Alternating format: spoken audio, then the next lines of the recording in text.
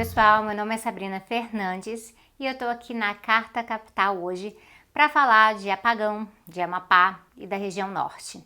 Eu apareço aqui no Carta Conectada mais ou menos uma vez por mês, né? E eu pensava que no momento de soltar o vídeo desse mês, a questão do Amapá já teria totalmente sido resolvida há muito tempo. Mas isso foi ingenuidade minha, demorou mesmo. A situação ali envolve coisa demais. Falta de soberania energética, tem o dedo do governo Bolsonaro nisso aí, a questão da privatização e também o descaso histórico com a região norte do Brasil. Então nós vamos conectar os pontinhos aqui.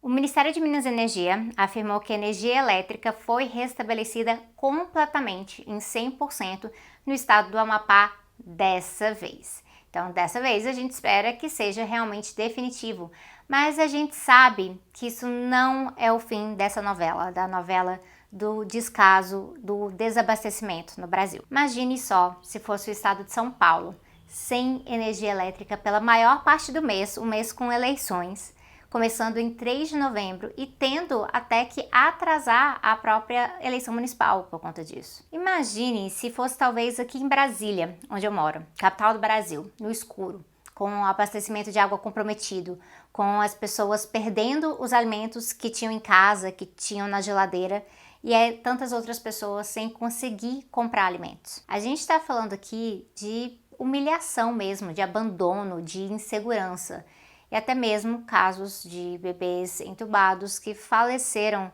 nesse período pela falta de energia elétrica contínua. A questão é que essa situação, ela expõe uma trama super complexa de como a energia elétrica é gerada no norte, mas sem garantia para a própria população ali na região. E aí, diga-se de passagem, na região mesmo onde se sofre as consequências dos megaprojetos de energia. Em outro vídeo, aqui no Carta Conectada, eu falei com vocês dos planos de privatização que rodam o Brasil, desde a doutrina Guedes ali nacionalmente, com a Eletrobras, até, por exemplo, o caso da SEB aqui no Distrito Federal. Pois bem, vamos falar de como é que isso funciona no Amapá, qual que é a relação. A eletricidade no Amapá, ela vem da hidrelétrica de Tucuruí, no Pará. A Companhia de Eletricidade do Amapá, ela cuida da distribuição, mas o gerenciamento mesmo das linhas de transmissão, aí é outra história, porque esse gerenciamento envolve majoritariamente uma empresa privada. Essa empresa hoje é a Gemini Energy. Ela é dona da concessionária que tem a concessão das linhas de transmissão que seria para o Amapá. Antes disso era a Isolux, uma empresa espanhola que vendeu a concessionária durante um processo mesmo de recuperação judicial da própria empresa. Mas quem que é dono da Gemini nessa história? São fundos de investimentos e, como vocês sabem, fundos de investimento, eles não são assim entidades de caridade, né? Eles querem retorno para o seu investimento, eles querem lucro. Nesse caso, eles compraram a concessionária sabendo que a Isolux já tinha recebido 3 notificações da ANEEL somente nos últimos anos. Fora várias outras questões, né? E isso acabou virando uma situação em que a concessionária, ela ficou operando somente ali com o terceiro transformador reserva em manutenção, o que acabou virando a situação toda. Então gerou esse caos todo, um caos que resultou de descaso da empresa privada anterior, leniência demais do Estado com essas notificações, com os problemas gerados, e a entrada de uma outra empresa privada com o intuito de comprar barato para depois conseguir lucrar e tenta lavar as mãos no processo. E esse é um processo longo, porque problemas no abastecimento de eletricidade no Amapá, esses problemas não são de agora, eles não são de hoje e muito menos são só do Amapá, tá? Ano passado, por exemplo, a Amazonas Energia ela chegou a ser multada por conta de racionamento indevido. E mais recentemente, vejam só, a empresa fez o quê? Ela aumentou a tarifa em plena pandemia.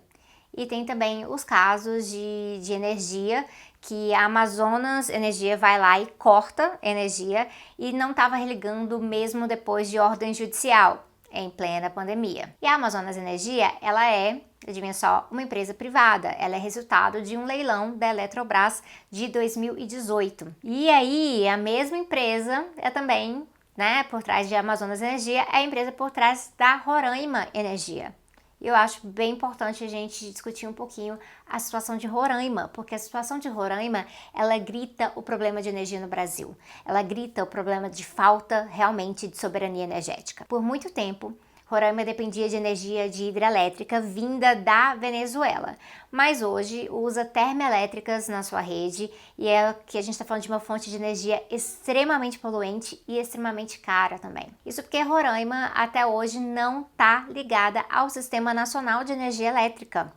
Então não faz parte da mesma rede de distribuição. Enquanto isso, alternativas como, por exemplo, a viabilidade de energia solar, que mesmo com intermitência ainda poderia trazer um certo nível de autonomia para a população, essa alternativa é deixada de lado. Isso tudo serve para a gente colocar um pouco de contexto sobre como uma região inteira do Brasil não faz parte da prioridade de abastecimento elétrico. E ao mesmo tempo em que se constrói ali hidrelétrica após hidrelétrica na mesma região, com grandes impactos ambientais, impactos para as comunidades locais, para as populações indígenas e que geralmente esses impactos são justificados pelos governos como um preço a se pagar para obter soberania energética. Mas menos para a região norte, né? Lá estão pagando o preço e ainda ficam no escuro. Não dá para seguir negligenciando assim, né? É preciso discutir alternativas de provisão de eletricidade na região e é preciso discutir como manter infraestrutura e ampliar essa infraestrutura de forma pública e também levando em consideração as questões ambientais e as populações atingidas. Não dá para manter essa lógica de desenvolvimento pelas metades no Brasil e muito menos desse jeito que segue excluindo pessoas e segue deixando as pessoas passando necessidade. É isso aí. Obrigada por assistir.